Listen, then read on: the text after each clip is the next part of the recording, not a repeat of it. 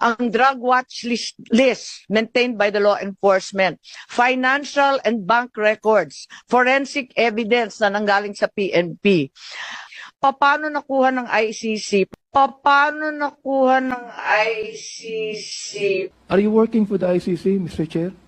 Hindi po, You are not.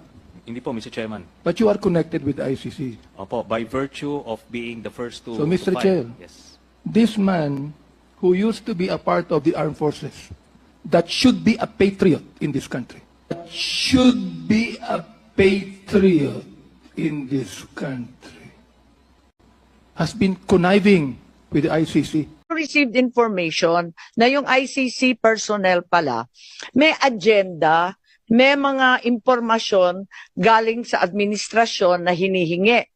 Ang mga hinihingi nila sa agenda nila, unang-una bank account records June 2016 to 2019 ng isang Peter Parungo. Meron din silang mga hinihingi ng mga blotter, mga seized evidence, radio transmissions sa Police Station 6 sa Batasan Hills, QC. Alalahanin natin na meron tayong bank privacy. Kaya nakakapagtaka bakit yung bank account records na kami mismo dito sa Senado hindi makuha-kuha, naibigay sa ICC. Pati na rin yung mga tactical operations ng pulis, pati na rin yung records ng East Avenue Medical Center sa lahat ng dead on arrival between July 2016 to 31, 2017, lahat ng detalye ng postmortem autopsy at mga inspeksyon. Sana ipapatanong ko to sa ating kapulisan. Sabi nga ni Senator Cayetano, hindi naman yan sakop ng executive privilege pagkat hindi naman cabinet rank. Pero wala sila rito. Bakit ang mga duwag na ito ay wala sa ating harapan? Nako, magalit na kayo sa akin, pero hindi ba kaduwagan ang hindi sumagot? Magko-closing na lang po ako, palibasa wala tayong sagot sa araw na ito. Walang dumalo sa ating pagdinig, hindi nila dininig ang pulso ng bayan. Paano tayo uusad kung mismo mga dapat magpaliwanag ay nagtatago sa dilim? Paano natin mapapanagot ang mga ayaw sumagot? Pero hindi tayo titigil.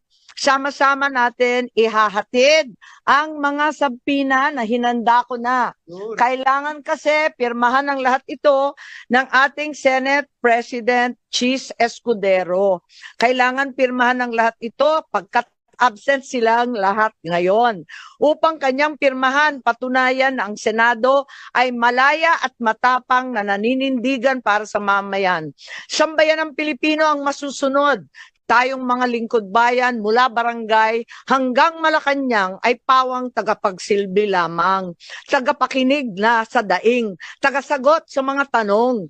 Kung kaya ng isang matanda na may sakit na harapin ang walang respetong pag-aaresto, bakit ang mga duwag na ito ay wala sa ating harapan? Nako, magalit na kayo sa akin, pero hindi ba kaduwagan ang hindi sumagot? Sadyang naging duwag na nga ba ang mga Pilipino? Hindi ako papayag. Hindi rin papayag si Senator Bato.